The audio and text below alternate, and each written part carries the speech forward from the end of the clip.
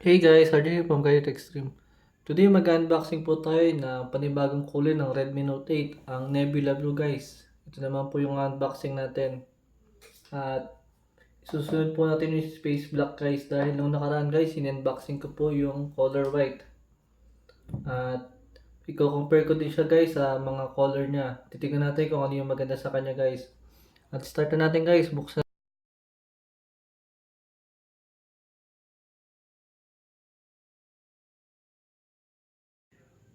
Buksan na natin siya guys. Nagkakahalaga guys ang 32 gig version ng Redmi Note 8 guys ng 7,990.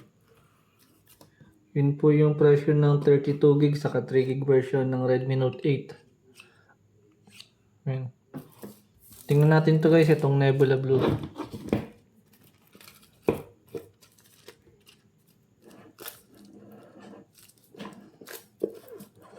Bala ko din guys mag-comparison nito sa may Redmi Note 7. Compare din natin guys yung ano yung pinagkaiba nila. Ito guys, meron siyang kasamang jelly case guys sa loob. Yan. At tulad ng Redmi Note 7 guys, meron din siyang kasamang case. Slim case lang siya guys, manipis lang po yung case niya. Mas kailangan po natin ng makapal na case dito. Tingnan muna natin yung mga kasama niya sa box. Yan. Meron lang po siyang kasamang cable na Type-C. Tsaka ito pong charger niya. Yan. Plus charger po siya guys. Ito na po yung color blue guys. Tingnan na natin siya. Yan. Ito po muna guys yung kanyang quick specs. Yan, meron siyang 48MP. Iba nga lang guys, yata yung salita niya dito sa may protector niya sa harap, sticker.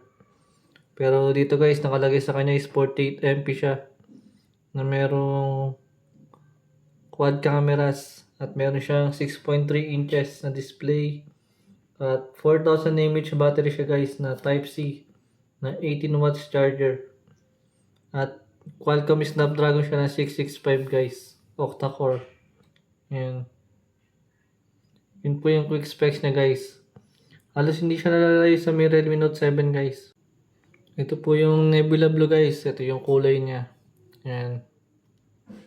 Ang ganda ng kulay niya guys. Parang medyo violet yung likod niya. Yan. Yan po yung Nebula Blue guys. Mas maganda yung kulay niya guys na color blue kumpara sa may Note 7 dati. Hindi siya ganun ka-attractive. Ito guys, medyo may konting gradient siya sa baba na may konting violet po siya. Hindi siya plain na blue lang. May konting gradient siya sa baba. From blue to violet ng konti. Yan po yung Redmi Note 8 guys na Nebula Blue. Ganda po niya. Yan. Sa may gilid po niya, dito po yung mga buttons niya.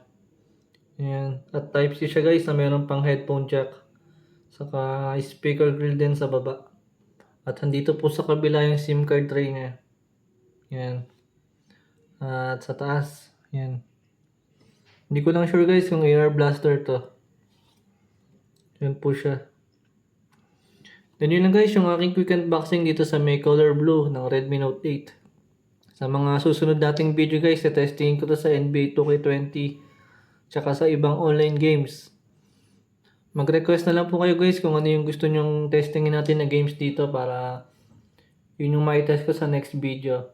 At i-comparison din natin to guys sa tatlong kulay niya. Yung Moonlight White guys saka yung Space Black. Tingnan natin siya lahat guys. At yun lang guys yung aking quick test dito. Quick na unboxing. Yun lang po. Thank you for watching.